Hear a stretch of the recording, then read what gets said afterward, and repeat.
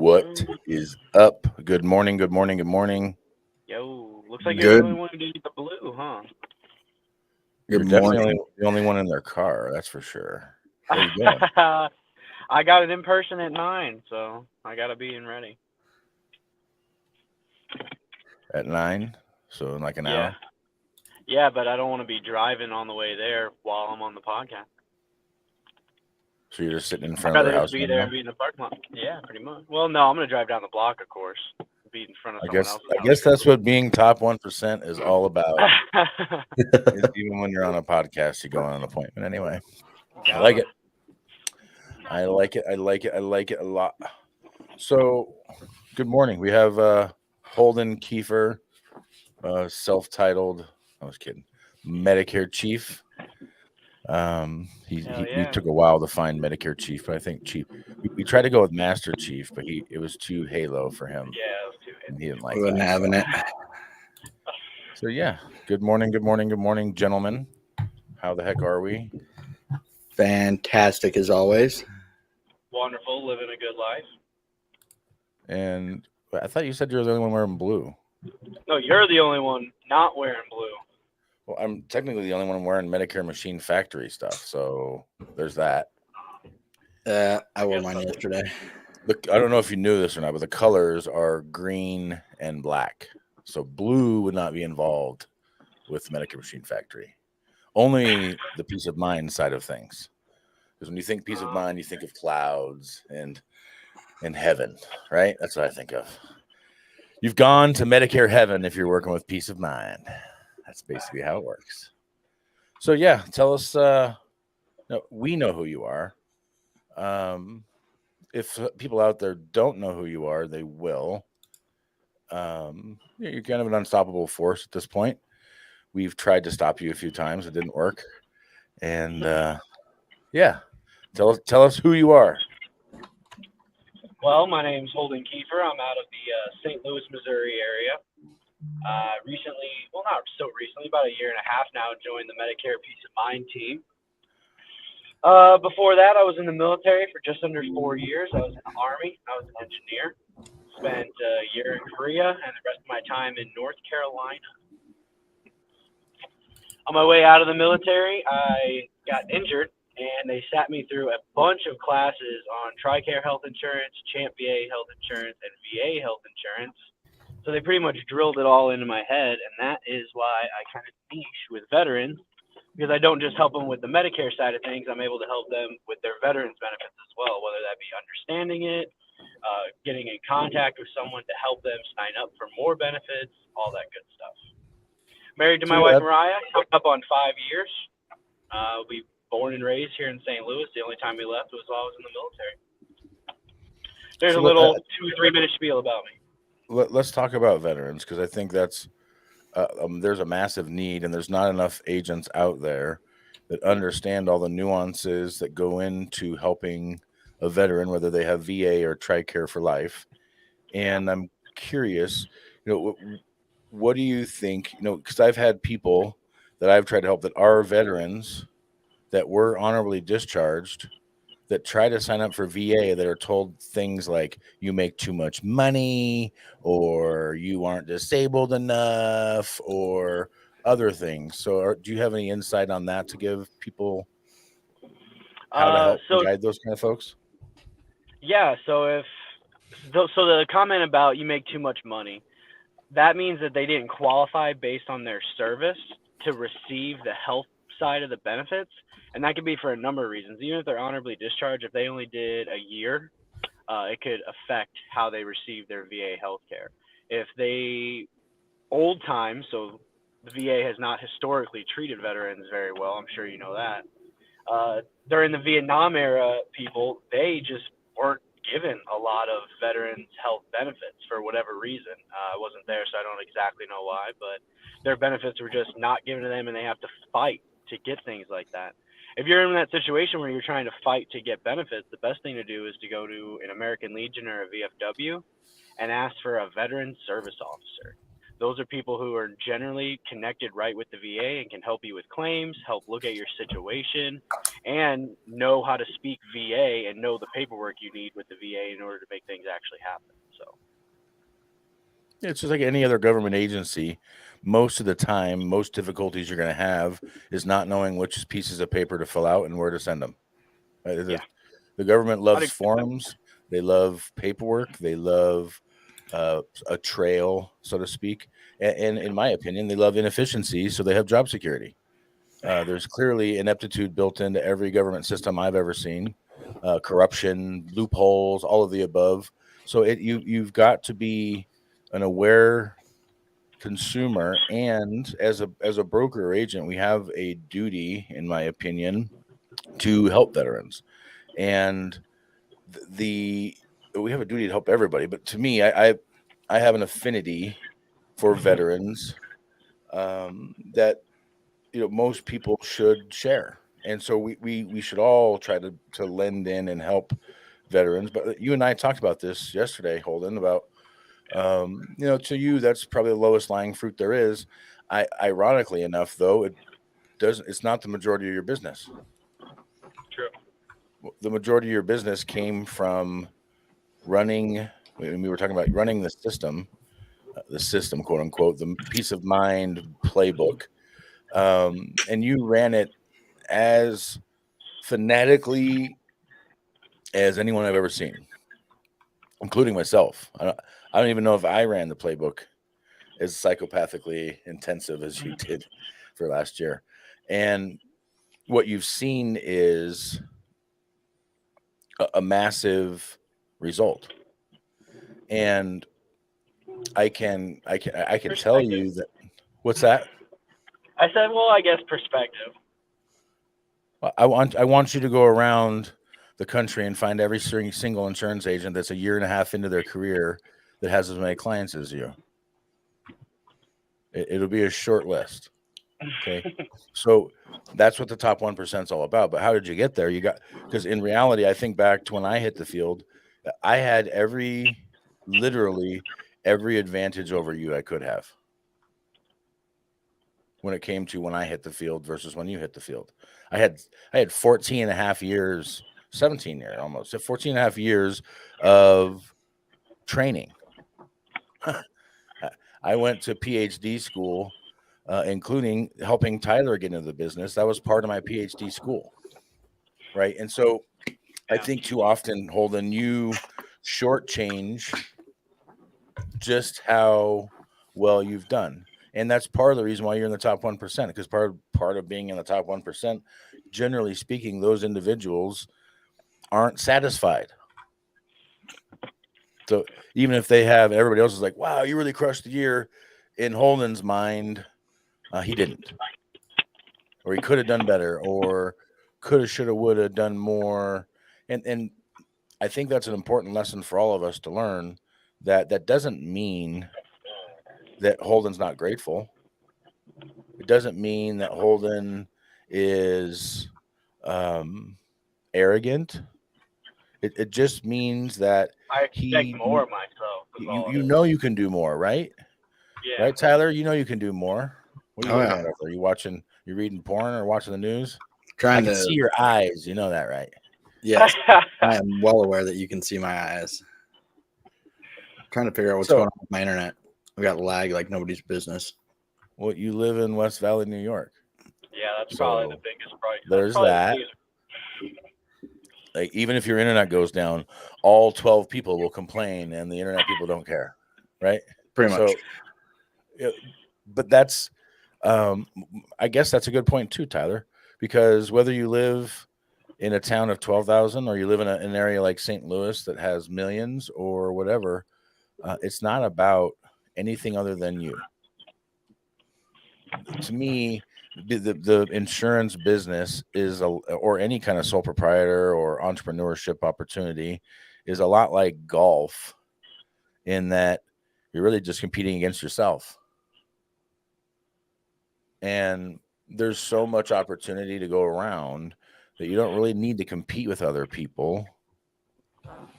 What you need to do is compete with other people's experience. So hold on, I'm curious.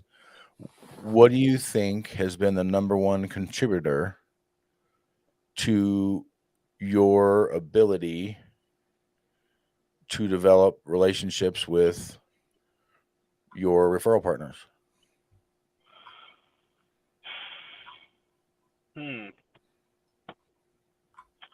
What has been the biggest contributor? In my situation with the doctor's office, I'd say it's my reactiveness. A lot of times it comes in where they have someone and they want me to be in front of them in the next like 20 minutes. Can I show up and help them out, right? So being able to keep that flexibility and say, yeah, I can be there in 15, 20 minutes on pretty much a dime, like a call or a text, that has been the biggest contributor to furthering that relationship, strengthening that relationship, all of the above, really. Because they've said it multiple times where they can't find agents and brokers who are willing to just stop, drop, and move over and help them out in whatever they're doing. That's just something I've been able to do based on how I've set things up. So I would say that is where you lose your ego at the door. What do you mean? Because most of us would think, a lot of people would think, oh, I'm big and bad and important because the doctor's office is calling me to refer somebody to me. Let me check my schedule to see when I can find an opening because I'm so busy. Yeah, right? They When get a most lot. agents People tell them they're too busy. I can't do that. I need a Yeah. day's heads Do you up. realize what time of day it is and what the traffic is like out there? I honestly, I think a lot of people are looking for money to fall in their lap. Yeah, absolutely.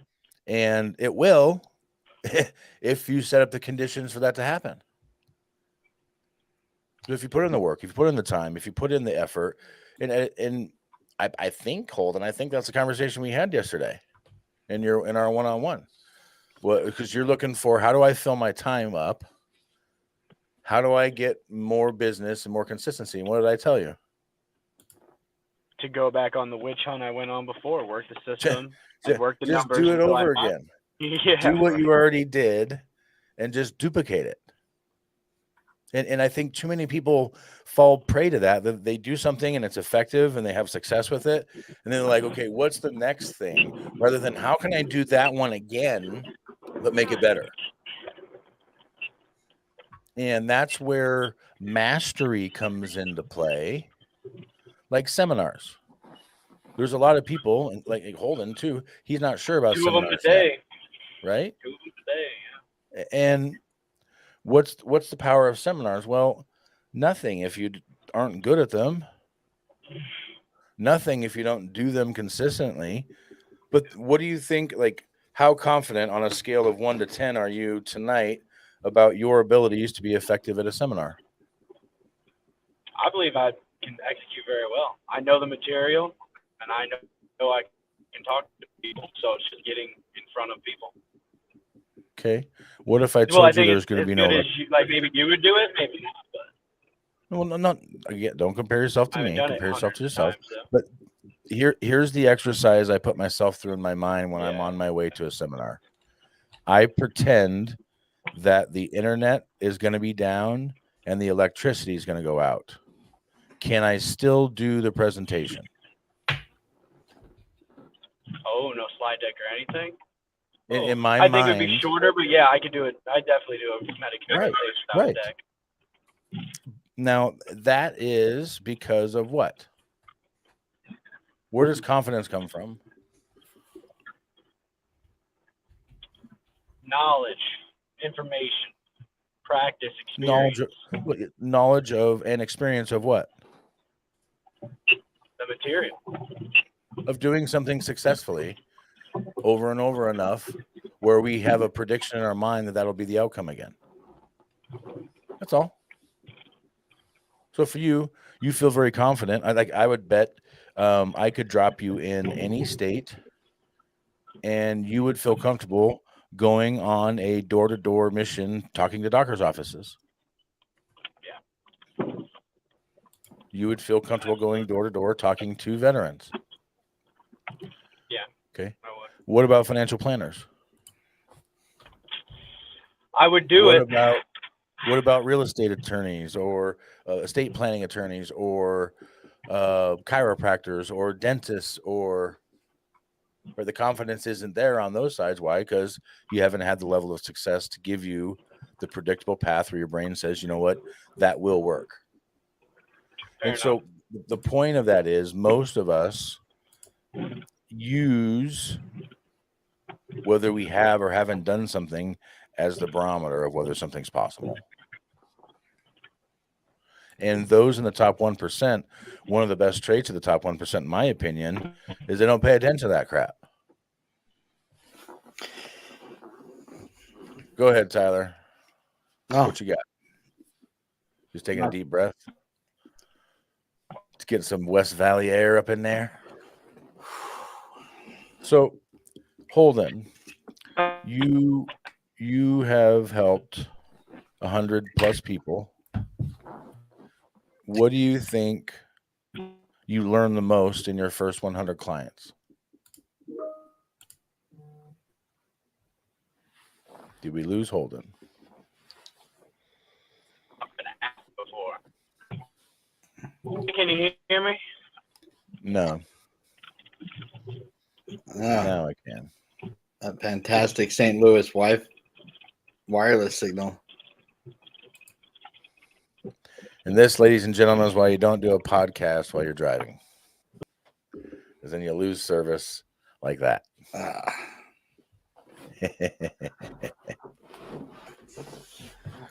So anyways, then there was 2. So Tyler, what do you think changed after your first 100 clients? I think I'm back. Hey, maybe he is. Okay. I got the question. What did I learn from the first 100 clients, right? Yes. It's a tough question. I haven't been asked that question before on what I've learned. Building the relationship with the beneficiaries is probably the most beneficial thing, period. Having a good relationship with the person you helped with their benefits, by and far, amazing. I mean, I had a call yesterday. A lady I signed up last year. We signed her up on a United Healthcare plan. Jesus, Lord, whatever. She called me today. She's like, I don't think I like United Healthcare anymore. Is there any other options for me? She goes, I know that you're the person I need to talk to, so I called you. And then we set the appointment, and I'm hoping to help her out shortly.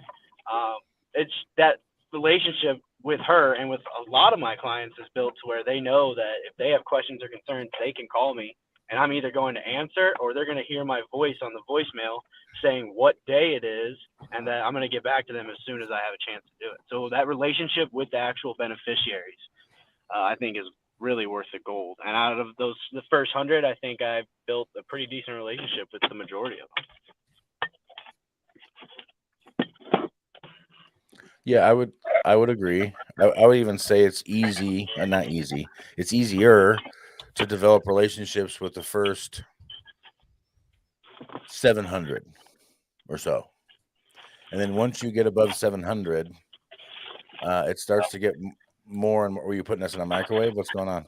Nah, I'm putting my sun shield up.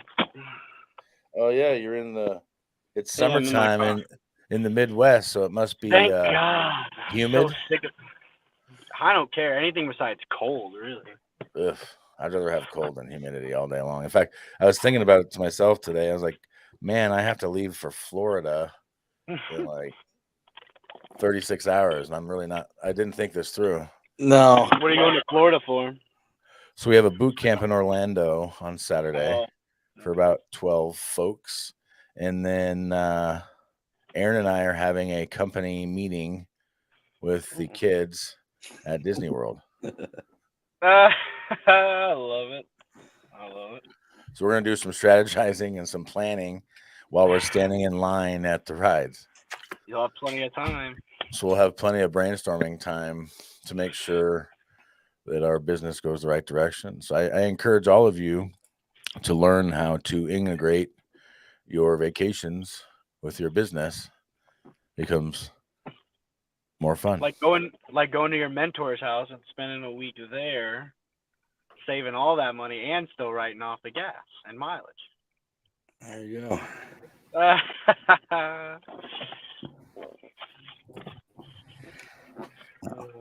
Side note disclaimer, make sure you contact your accountant or CPA, tax professional, to make sure what you're doing is legit. Oh man. Oh, did we lose Josh now?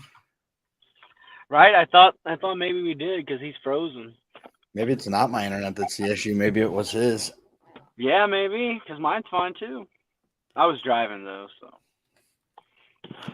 But so I wanted to ask you, earlier you mentioned like being able to drop what you're doing and react when you get those opportunities, like from the doctor's offices, things like that. You mentioned that you're able to set yourself up in a place where you were able to do that. What are some of the key pieces that allows you to be able to be that flexible, to be able to be proactive in those situations to do that? I didn't start out this way, but I'm extremely picky about who I will give my time to. And I always kind of have it in my mind while I'm planning things out, whether it be the next day, the next week, or agreeing to anything, whether it's a networking event or really anything. I have it in my mind. Am I going to be able to be flexible enough if I need to be? I kind of have it nailed down, what hours of the day I get the most calls, what hours of the day I usually don't hear from the doctor's office. So I just try to build my schedule around that. And if I know someone needs or wants me somewhere at a time where I normally get calls, I'm very, very picky about it. I'll say no. I'll be like, no, I'm busy at that time. Even if I think I'm just going to be waiting around for a text or a call, it's just pickiness about the time. You got to know where to spend it and where's most beneficial to spend it. And then keeping that in my mind of, hey, I have to be as flexible as possible here. Like, I don't want to take away from whatever I'm doing, but I just keep it in my head while I'm making plans, really. No, absolutely makes a lot of sense. So how long do you think it took you to start dialing that in once you started getting the different pieces, and how do you adjust that as new opportunities start to arise? So the first part of the question was, how did I get to that point of that understanding, like their patterns, I guess? Yeah. What did you do to start recognizing that, and how long did it take to kind of dial it in? I'm a pretty analytical person, I feel like, and I write stuff down, write it out a lot. So I just started writing it out for the first 4 or 5 months I was working with the doctor's office. Okay, this is when I keep getting calls. This day I got calls at this time and texts at this time, and then I got calls and texts at that time, and I didn't get them during this time. So I would just write down every time I got a call, and if I got a day with no calls, I'd put that down too, just to try and map it. It took a good 6-ish months, I'd say, to really start recognizing the patterns, because it's people on the doctor's office that are working and finding the beneficiaries and then bringing them to me. So they're kind of like salespeople too. So it's just learning how they work, their cycles of work, whether it being I'm doing a bunch of stuff, or I'm not working this day, or I don't work early morning. I have one guy, the top producing work guy from the doctor's office I work with. He does not show up to work until after lunch. He doesn't show up to work until about 1 o'clock. And he'll work until 6-ish usually. So a little bit longer than everyone else because he's only working a half day, basically. I won't say any names, but that's how he does it.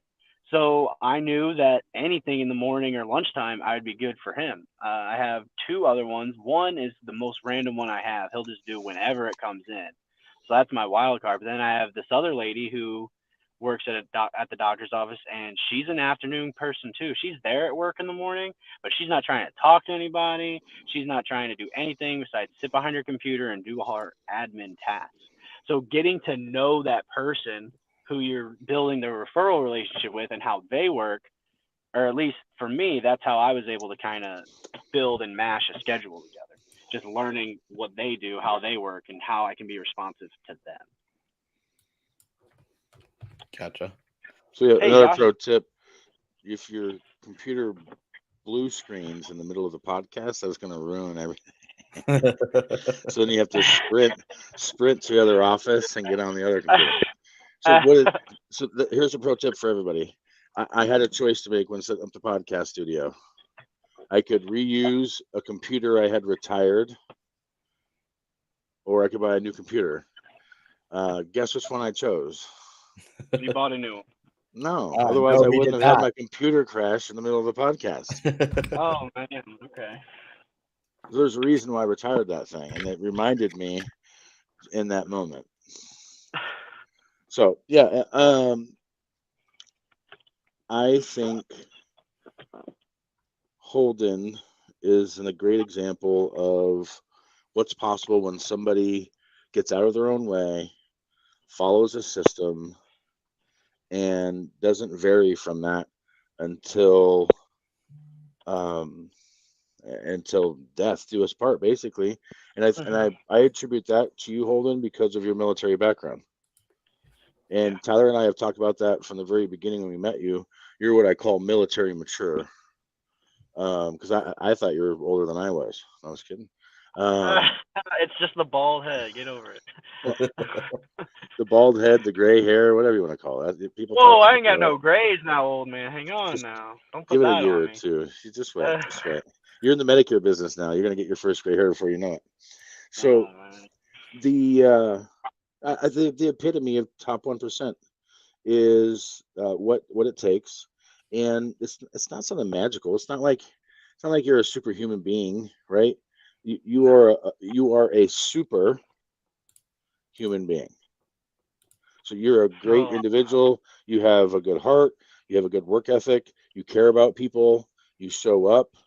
Like I said, the amount of respect I have for Holden Kiefer is deep and wide, because I can tell you, and Tyler will vouch for this, and all day long, if it would have been flipped around and I owed you even 100 push-ups, like getting me to, I would have been doing like one push-up a month for like I'd be the guy that says, can I make a payment plan and do $10 payments a month forever?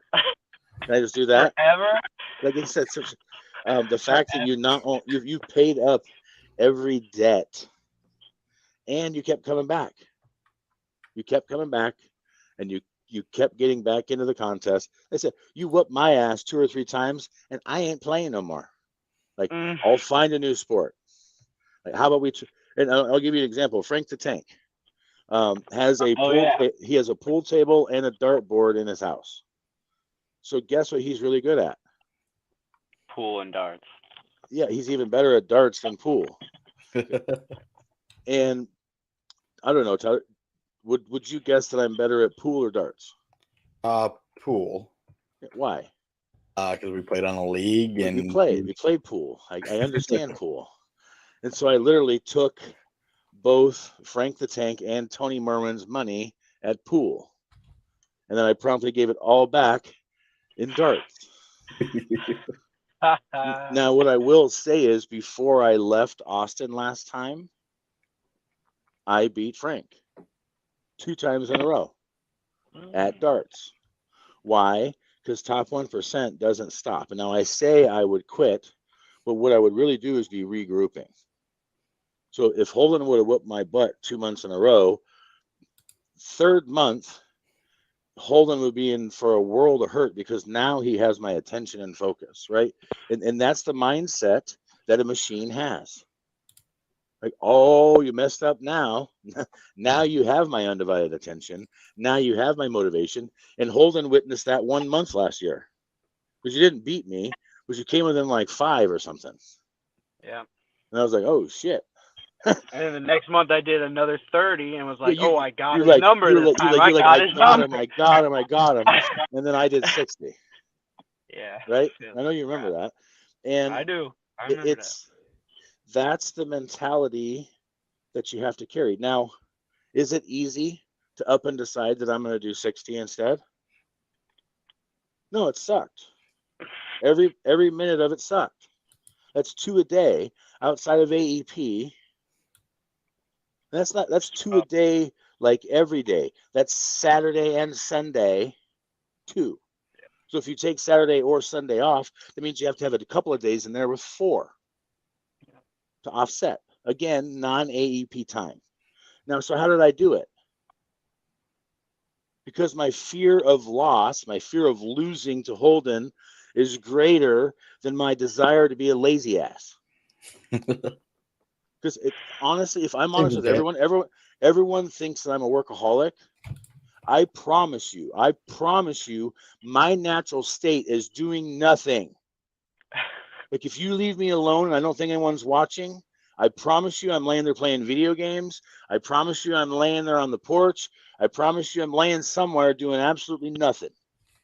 Because that's my natural state. And most of us, that's our natural state. Why do we like laying around? And I can't remember the comedian, otherwise I give him credit, but he has this bit talking about being a kid versus being an adult. And I think it's Brian Regan. Now I'm thinking about it. He talks about, as a kid, you'd be like, I did this all by myself. Like Paige told me the other day, Daddy, I got my boots, my cowgirl boots on all by myself. And then when we become an adult, what does all by myself become? This lonely, pitiful, all by myself kind of crap, right? And it's that difference in mindset and mentality is the only thing that separates most people. And most of us don't understand that points of pain motivate. Like I would argue that Tyler and Holden, I could get both of you to do more by showing you how you're going to be embarrassed or lose or fail. I could get you to do more than I could get you if I promise you money or glory or trophies or other things.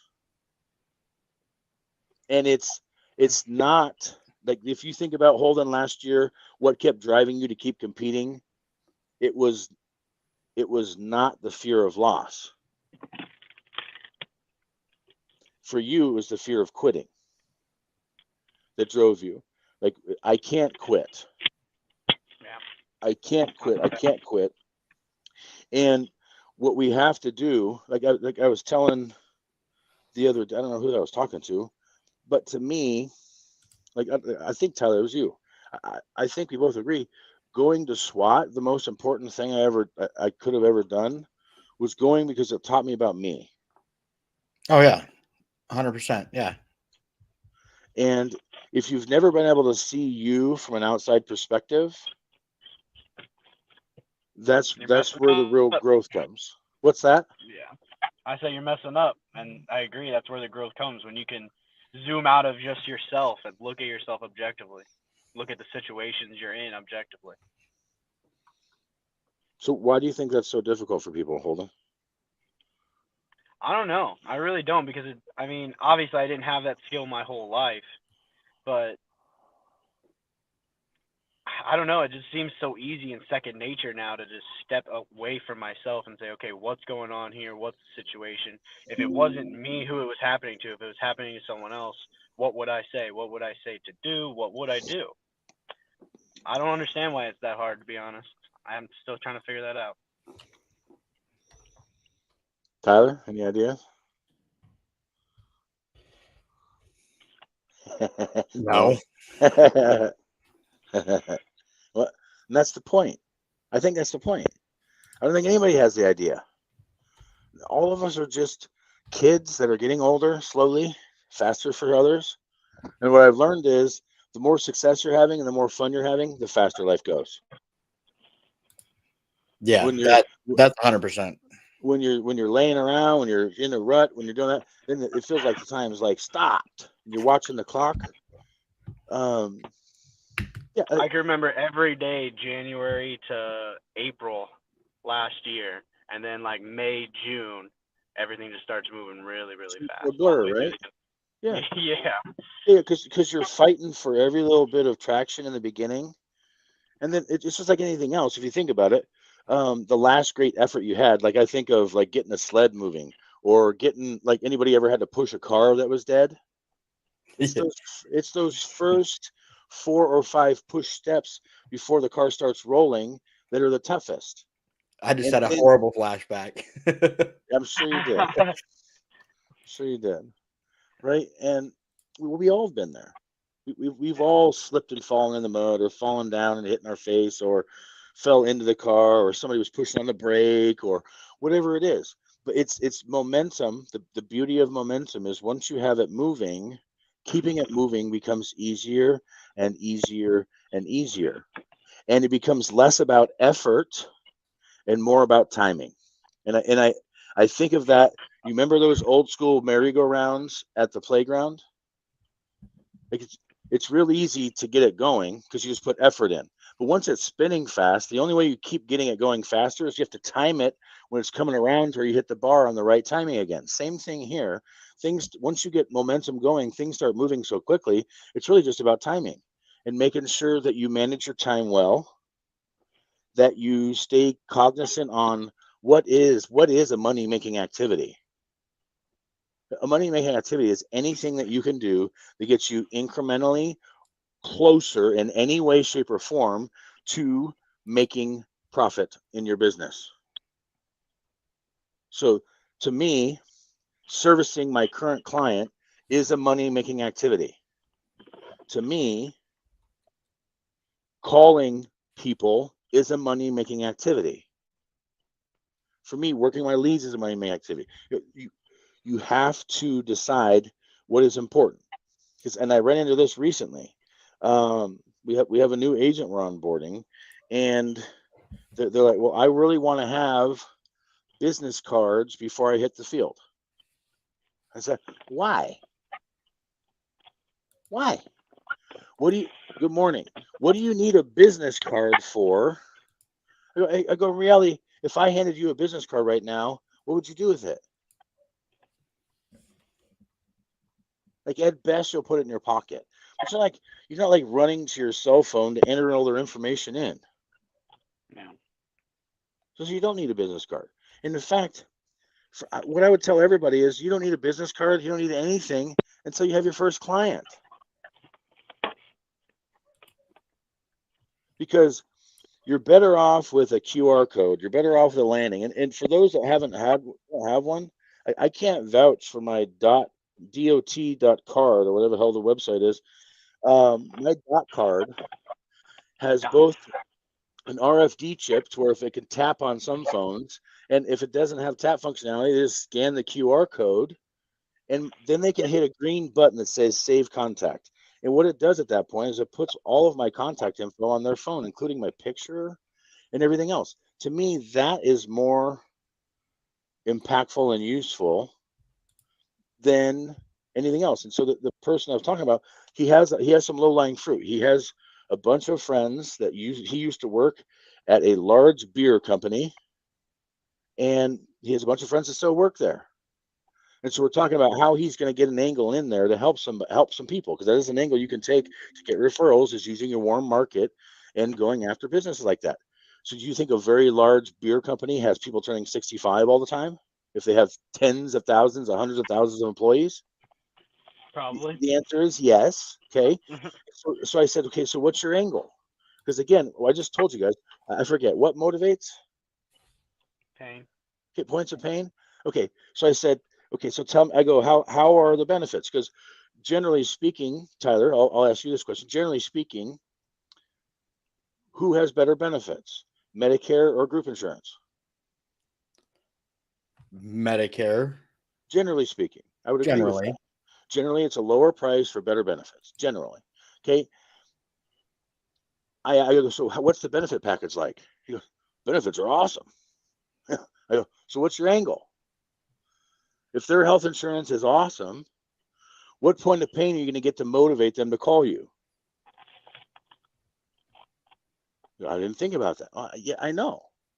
So I said, okay, so what's another angle you could take? How much is coming out of your check every month, every week, whatever? The answer at that place is zero. Well, that's tough to beat. Okay, so the health insurance side, there is no point of pain. Sometimes that happens with a retiree system. They'll have great insurance. So that's not your angle. But what's the other angle?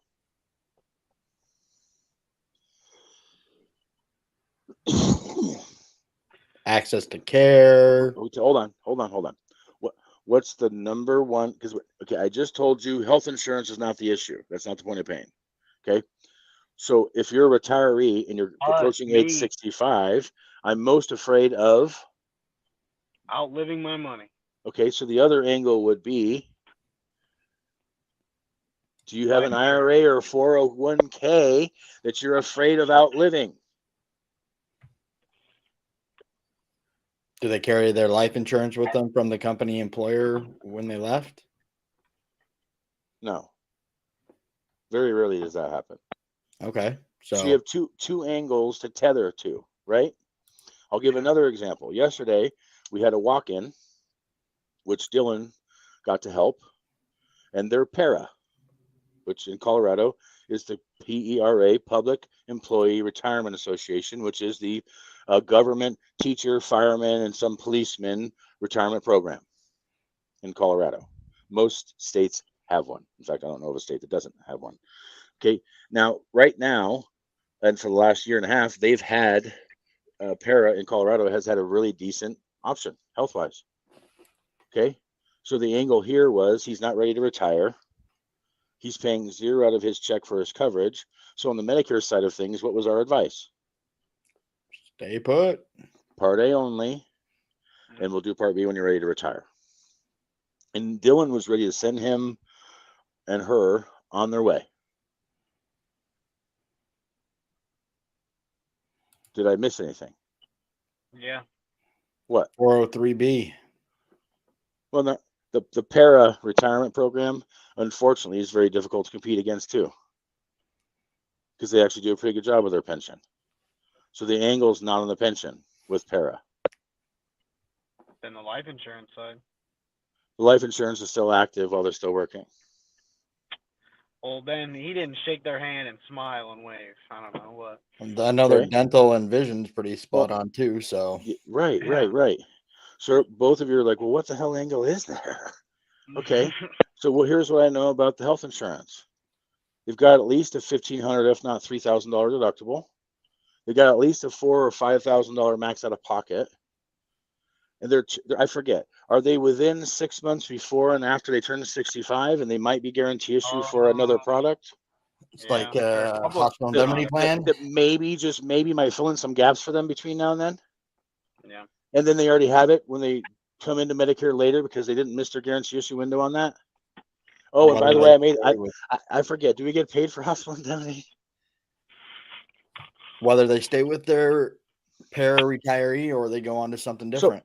So Dylan comes into my office right here, right? You can't see, but he walks right through this area right here, and he goes, "Okay, Dad, I think we're done.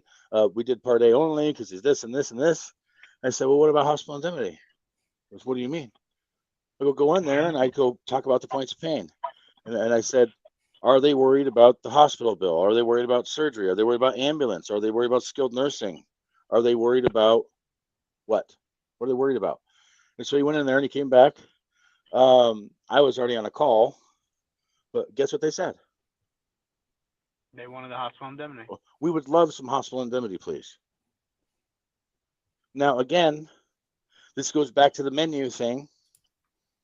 If you walk into a restaurant, if you walked into McDonald's and there was no menu up there, most of us at this point have memorized the menu, so we could do okay in ordering. But let's say this is your first time into the Chiba Hut and you have no idea what the AK-47 is. Okay, so as a consumer, if I walk into your restaurant, how do I know what to order? The menu. Looking at the menu. If I'm a consumer and I walk into your Walmart, how do I know what to order? Look at the shelves. The stuff is just sitting out. Okay. In our business, and they walk into your office or you walk into their house, how do they know what products they can get from you? Are you telling them? Or by you handing them what? A menu. Do you have a menu? And I can tell you, I put up on the front office yesterday the menu on the front window instead of what was there before, which was, please call us. QR codes. Like if you're not, If you're not incorporating QR codes, you're missing out. I can tell you from our next set of seminars that we're doing. So Holden and I are doing seminars this month. Both of us did both Facebook advertising and direct mail advertising. And I can tell you both of us have had RSVPs from both. You probably aren't getting your calls yet. No. You will be. The Facebook ones, though. So the point is, you have to stay consistent and persistent in the pocket, doing things that you know are going to be effective. And you have to have your experience dialed in. So as an example, today at your seminar, Holden, tell me about the setup for you. What are you going to do to make it different? Anything?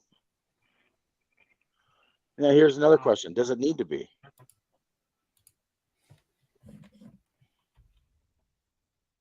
I could see value in why being different, having something not just a seminar and the food going on would be beneficial. So what's an easy low-lying fruit that you can incorporate? Maybe not today, but at your next seminar. We talked about the veteran side and having like flags and American flag pins and things like that. Yes. And making every seminar like a Veterans Day seminar kind of deal. Yes. Asking at the beginning of every single one. Now, has everybody, all three of you would probably agree, all three of us would probably agree that you've had situations in your life where you've had somebody incentivize you doing what you're supposed to already do. Yes? Yeah. Okay. So would it make sense, I guess, take a step back, how can we ensure, what do you think is the number one problem of a seminar attendee?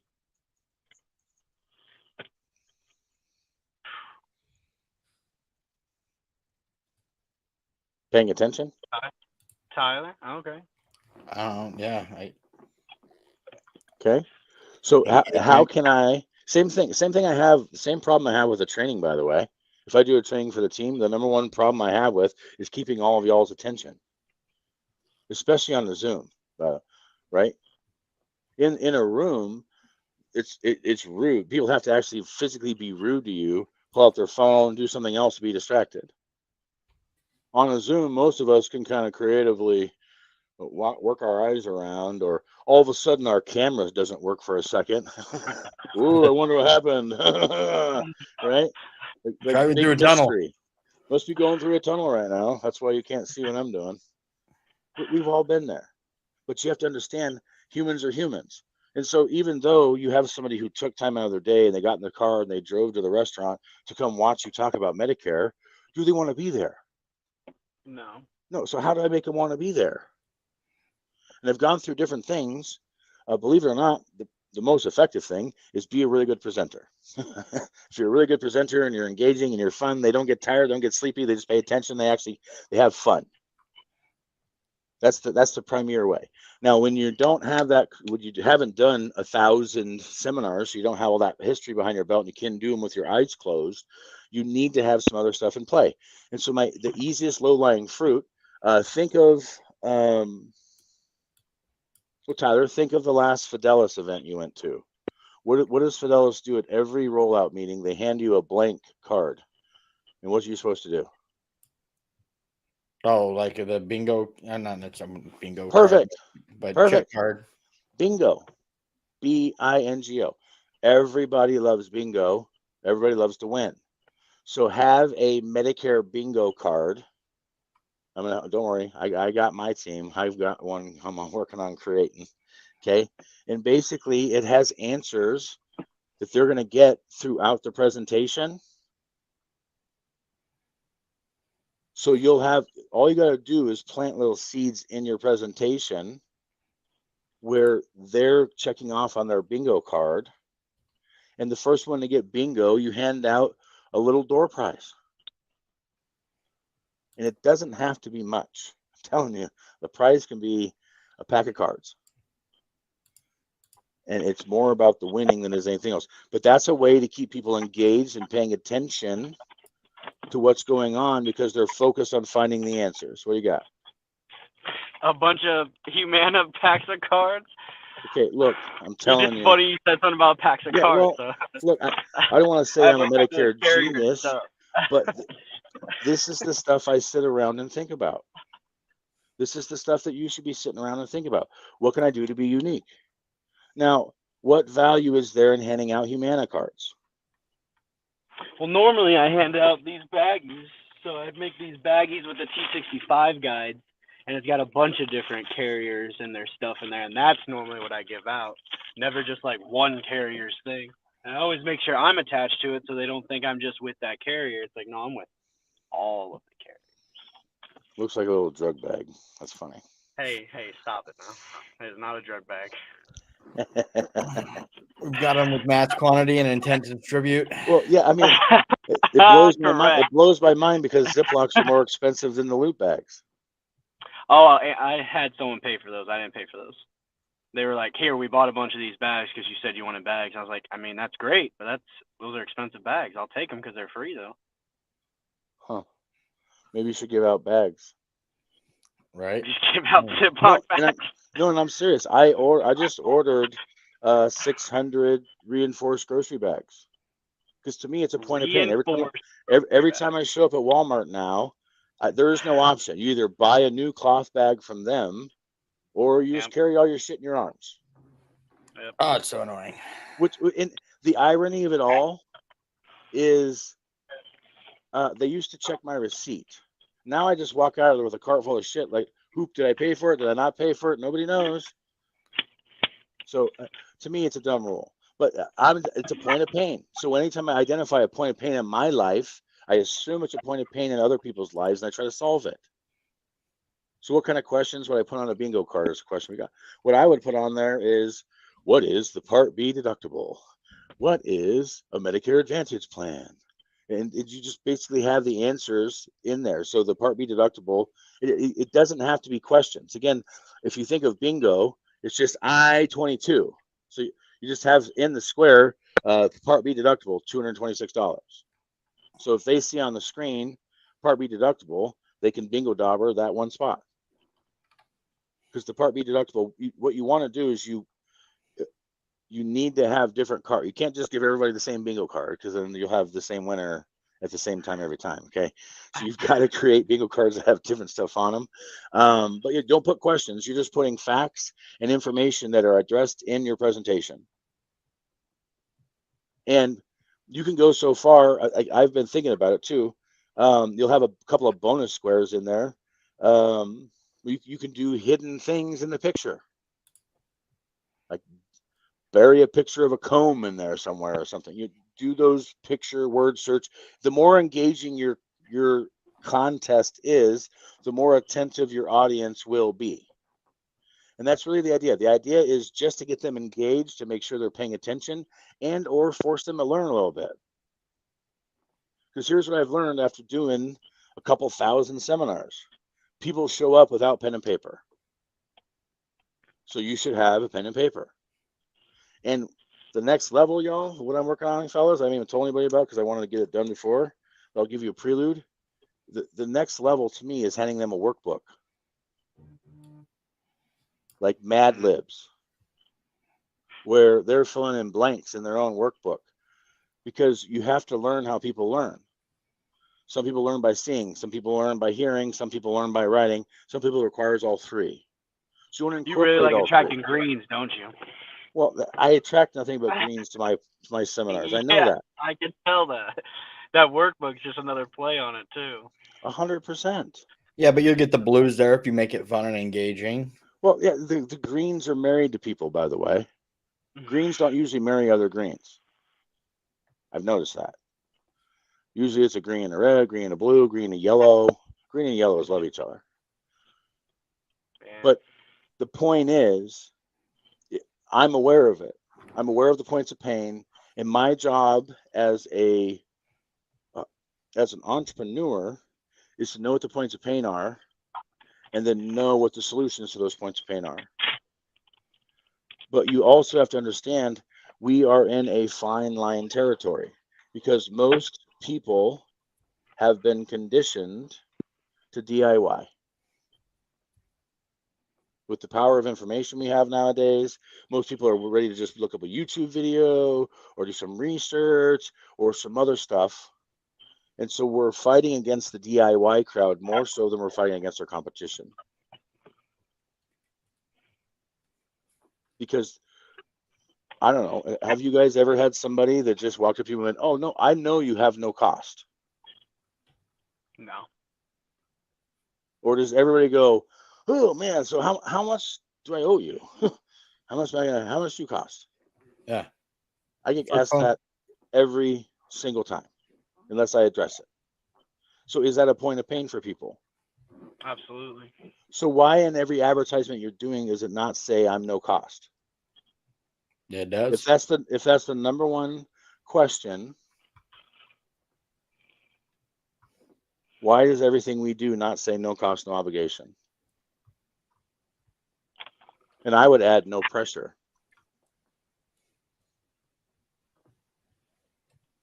And if they would let us, I would word it, I am completely free. I'm completely free of obligation. I'm completely free of cost. I'm completely free of pressure.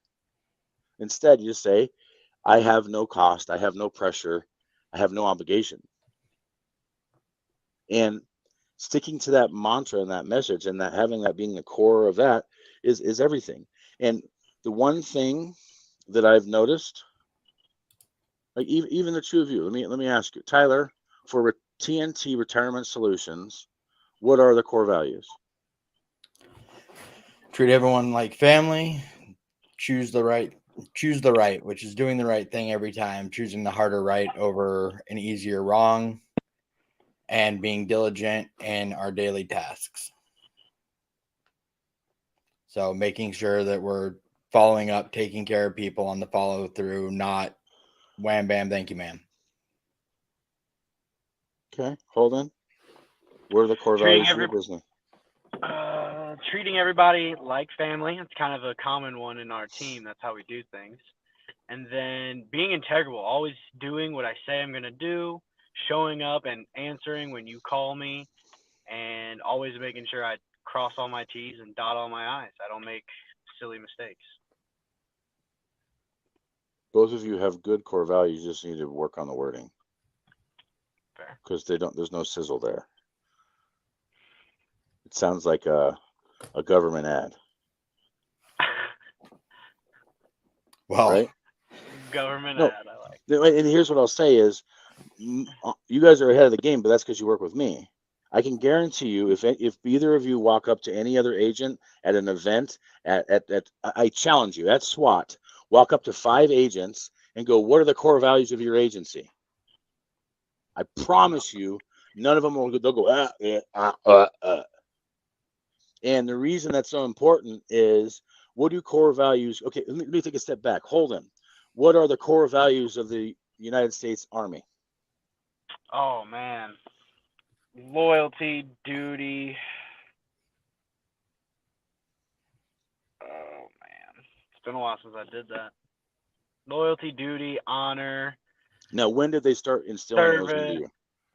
From day one, from the very first way. I know the acronyms: leadership, LDRSHIP.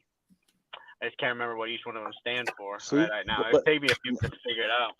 But you remember the first one, which is the most important one to them, which is? Loyalty. Okay. Loyalty is number one. Loyalty means what? The grass ain't ever greener on the other side. That's what loyalty is. There is no such thing as greener grass, because I water it here. We water it here. Now, the reason I brought up core values and why they're so important is core values is a lot like the North Star. Core values set the tone. Core values set the theme for your agency. And so it's really easy. In fact, this is the hack. I've been working with my team. You guys go ahead and correct me if I'm wrong, but I think I've been working with the team to try to get you guys to create your pitch, the response to who are you and what do you do for, I don't know, like a month now. Yeah. And none of you have picked up on the hack that you simply say your 3 core values. So if someone says to me, what do? I treat everybody like family before, during, and after. I'm there before, during, and after to answer questions, fix problems, and be there. And I exceed expectations on every step of the way. Now, when I say that, what does that lead to? Every time. More questions about what you do and how you do it. 1,000%. They ask me more questions to clarify. So we're out of time. I was running out of time on this stuff. Holden, get your ass in there and write an app. Tyler, have yourself a fantastic day. And I will say next week, Tyler, I'm going to let you pick somebody from the team because I'm going to be in a business meeting in Orlando, and I won't be able to attend the podcast next week. So I apologize to everybody in advance. The machine will not be on the Medicare Machine Factory podcast next week. Oh, come on. You should totally do it at the park. Maybe I'll jump in for a quick cameo if I can. If maybe I'll get Mickey to say Medicare Peace of Mind or something. So everybody have a great day. Thanks for joining. I am Joshua Youngs, the Medicare Machine. He is Tyler Tingu. I haven't gotten a cool sidekick name for him yet. He is Holden Kiefer, the Medicare Chief. Thanks for joining us today. We look forward to seeing you again next week.